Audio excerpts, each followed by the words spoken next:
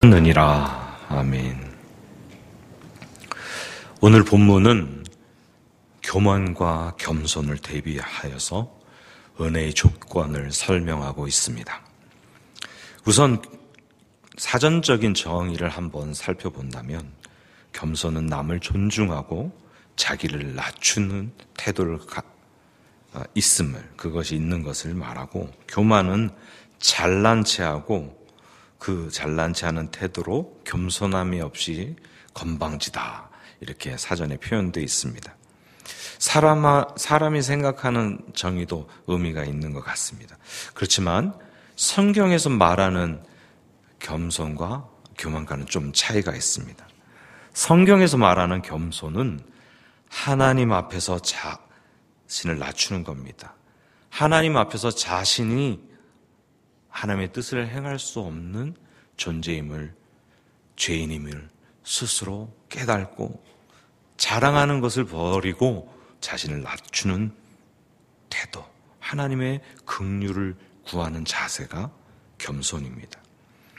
이것은 성경에서 일관되게 강조하고 있는데, 그리스도인들, 하나님의 백성으로 당연히 갖춰야 할 덕목 중에 하나입니다. 미가서 6장 8절에 보면, 사람아, 주께서 선한 것이 무엇임을 내게 보이셨나니 여호와께서 네게 구하는 것은 오직 정의를 행하고 인자를 사랑하며 겸손하게 하나님과 행하는 것이 아니냐고 말하고 계십니다. 겸손은 하나님이 그의 백성에게 바라는 것이고, 하나님께서는 겸손한 자와 함께 하십니다. 그들의 소원을 들어주시고 은혜를 베풀어 주십니다. 예수님은 스스로가 자신이 겸손한 사람이라고 말씀하셨고, 어린아이처럼 겸손하지 않으면 천국에 갈 수 없다고 말씀하십니다. 바울도 역시 예수님의 겸손하심을 여러 군데에서, 고린도후서, 빌립보서에서 말하고 믿는 자들에게 겸손을 명하고 있고, 베드로도 하나님과 성도들 앞에서 겸손하라고 권면합니다. 반면 교만은, 성경에서 말하는 교만은 하나님의 뜻을 행하지 않는 것, 하나님과 동등되게 생각하려는 천사로부터, 타락한 천사로부터 근원이 되었고 나왔다는 것을 말하고 있습니다. 교만은 우상숭배와 같은 죄와 동일하게 하나님의 심판을 받게 됩니다. 이스라엘 백성은 하나님의 명령을 지켜야 되는데, 출애굽 당시 하나님의 뜻대로 올라가지 않았다가 나중에 하나님이 이제 올라가지 말라고 하는데 올라가서 아모리 족속에게 당하고 패배한 것을 볼 수 있습니다. 하나님께서 교만한 자의 오만을 끊으시고 강포한 자를 낮추시겠다고 말씀하고 있습니다. 베드로 한번 성경 구절을 한번 쭉 읽어보면요, 베드로전서 5장 5, 6절에 젊은 자들 아이와 같이 장년들에게 순복하고 다 겸손으로 허리를 동이라. 하나님이 교만한 자를 대적하시되 겸손한 자들에게는 은혜를 주시느니라. 그러므로 하나님의 능하신 손 아래서 겸손하라. 때가 되면 높이리라. 시편 17절에는 여호와여, 주는 겸손한 자의 소원을 들으셨사오니 그들의 마음을 준비하시며 귀를 기울이고 들으시고, 149편 4절에는 여호와께서는 자기 백성을 기뻐하시며 겸손한 자를 구원으로 아름답게 하심이로다. 잠언 15장 33절에 여호와를 경외하는 것은 지혜의 훈계라, 겸손은 존귀의 길잡이다. 잠언 15장 18장 12절에는 사람의 마음의 교만은 멸망의 선봉이요 겸손은 존귀의 길잡이니라. 29장 23절에는 사람이 교만하면 낮아지게 되겠고 마음이 겸손하면 영예를 얻으리라. 이사야 57장 15절에는 지극히 존귀하며 영원히 거하시며 거룩하다 이름하시는 이가 이같이 말씀하시되 내가 높고 거룩한 곳에 있으며 또한 통회하고 마음이 겸손한 자와 함께 있겠다고, 겸손한 자의 영을 소생시키고 통회하는 자의 마음을 소생시키겠다고 약속하고 있습니다. 정리해서 말하면 성경이 말하는 겸손은 하나님의 뜻에 순복하고 그것을 준행하려고 하는 것이고, 교만은 하나님의 뜻을 거스리고 자기의 뜻을 따르는 것이죠. 바로 아담과 하와의 사건에서부터 찾아볼 수 있습니다. 아담과 하와에게는 하나님께서 자기와 동일한 자유의지를 주셔서 그것을 가지고 있었습니다. 하나님이 사랑이시니까 너무나 사랑하셔서 하나님의 성품을 그대로 그 하나님의 모양을 따라서 지은 아담과 하와에게 무엇이든지 선택할 수 있는 자유의지를 주셨습니다. 에덴 동산에는 선악과만 있었던 것이 아닙니다. 선악과와 다른 한 가지만 있었던 것이 아닙니다. 선악과 이외에 무엇이든지 선택할 수 있는 많은 것이 있었는데 아담은 선악과를 선택했던 것입니다. 물론 적절하게 사단의 속임과 유혹이 있었죠. 그렇지만 아담은 선악과를 선택했습니다. 사람들은 재미있게도 이 선악과를 따먹은 행위를 죄로 봅니다. 그래서 계속해서 이 선악과를 다시 붙이려고 하는 행위를 하려고 합니다. 무슨 이야기냐 하면 무엇인가 선한 행위를 행함으로써 아담이 행했던 죄악된 행위를 커버해 보려고, 만회해 보려고 하는 것이죠. 하지만 정확히 들여다보면 따먹지 말라고 하는 하나님의 말씀을 불순종한 것이 죄이고, 정령 죽으리라 한 하나님의 말씀을 신앙하지 않은, 믿지 않은 불신앙이 죄이고, 하나님의 뜻보다는 사단이 넣어준 자기의 뜻을 따른 자아 중심적인 것이 죄이고, 하나님의 뜻보다 자기의 뜻을 선택한 그것을 결정한 교만이 죄입니다. 그러므로 문제를 해결하려면 불신앙과 불순종과 자아 중심적인 교만을 해결해야 할 것이죠.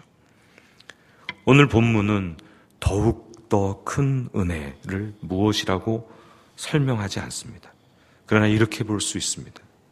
하나님은 우리의 필요를 잘 아시기 때문에 하나님의 무한한 자원에서 계속해서 은혜를 공급하시려고 더 큰 은혜를 준비하고 계시다는 것입니다. 우리가 하나님께 은혜 받을 만한 준비가 되어 있으면 하나님은 더 큰 은혜, 더 새로운 은혜를 공급하시고 부어 주실 것입니다. 하나님은 이런 충분한 은혜를 베푸시지만 우리 편에서 또한 행동이, 그리고 우리 편의 책임이 따르는 것이죠. 그 은혜의 길을 가기 위한 순종이 필요합니다. 오늘 본문에 보면 더욱 큰 은혜를 주시지만 아무에게나 주시지 않고 교만하지 않고 겸손한 자에게 주신다는 말씀을 하고 있는 것입니다. 하나님은 교만한 자를 적극적으로 물리치시고 겸손한 자에게 은혜를 베푸십니다. 교만은 만악의 뿌리가 되고 패망의 선봉이 되고 사단이 우리에게 퍼뜨린 독약과 같은 것입니다. 반면 겸손은 좀 전에 살펴보았듯이 존귀의 전주곡이고 은혜가 들어오는 문이 됩니다. 또한 겸손은 하나님의 백성이 지켜야 할 덕목 중에 하나만이 아니라 하나님의 구속의 핵심이기도 합니다. 잘 생각해 보십시오.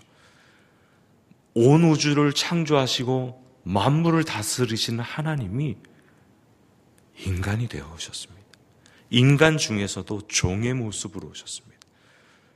종으로 머문 게 아니라 죄인의 자리까지 오셨고, 죄인 중에서도 가장 극악한 형벌을 받는 십자가 처형의 자리까지 낮아지셨습니다. 그 주님을 하나님께서 더 이상 높은 곳이 없을 보좌 우편에까지 다시 끌어올리시는 것이죠. 우리가 주님의 모습대로 낮아지면 하나님이 때가 되면 높이시리라는 약속이 있는 것입니다. 우리가 세상적인 시스템, 이 세속적인 시스템에 영합하고 이것을 따르려고 하면 일시적으로는 성공하고 서 있는 것 같이 보여도 서 있는 것이 아닙니다. 곧 넘어집니다. 재물, 권력, 명예 이런 것을 얻어서 성공한 것 같아 보여도 근본적으로는 성공한 것이 아니죠. 폭풍이 다가오면 넘어집니다. 속에 생명이 있는 것들은 넘어지지 않고 버티는데 겉에 드러나는 것으로 치장하는 것은 때가 되면 사그라지고 넘어지는 것입니다. 하나님의 은혜가 설 수 있는 생명을 줍니다. 겸손한 자에게 은혜를 주시고 그 은혜를 통하여 생명을 얻어 계속 서 있을 수 있게 하는 것입니다. 겸손은 현대 그리스도인들에게는 잘 이해하기 좀 어려운 덕목입니다. 하지만 이렇게 생각해 보시죠. 하나님이 더 큰 은혜를 주시려고 하는데 그 은혜는 우리 마음의 그릇에 채웁니다. 근데 마음의 그릇이 은혜를 주시려는 하나님보다 더 높아져 있으면 은혜를 부어 주실 수가 없습니다. 은혜를 채우려면 낮은데 부으시는 분보다 낮은 자리 그릇을 내려놓아야 합니다. 하나님 말씀에 절대적으로 순종함으로 낮은 자세로 우리 은혜의 그릇, 우리 마음의 그릇을 내어놓는다면 하나님께서 더 큰 은혜를 부어주실 것입니다. 다시 말하면 더 큰 은혜를 사모하고 받을 수 있는 유일무이한 자리는 겸손의 자리입니다. 좀 전에 말씀드렸듯이 더 큰 은혜가 본문에는 설명이 없지만 야고보서 2장 5절에 보면 하나님께서 세상에서 가난한 자를 택하사 믿음에 부요하게 하시고 또 자기를 사랑하는 자에게 약속하신 나라를 상속으로 받게 하셨다고 말씀하고 계십니다. 오늘 겸손한 마음으로 은혜를 사모하는 여러분과 저에게 이 사순절을 통해서 주님의 겸손을 따라가고 주님을 더 배워가고 주님을 본받고 닮아가려고 하는 여러분과 저에게 오늘 믿음의 부요함과 하나님 나라의 상속을 여러분에게 은혜로 더욱더 부으시기를 주님의 이름으로 축원합니다.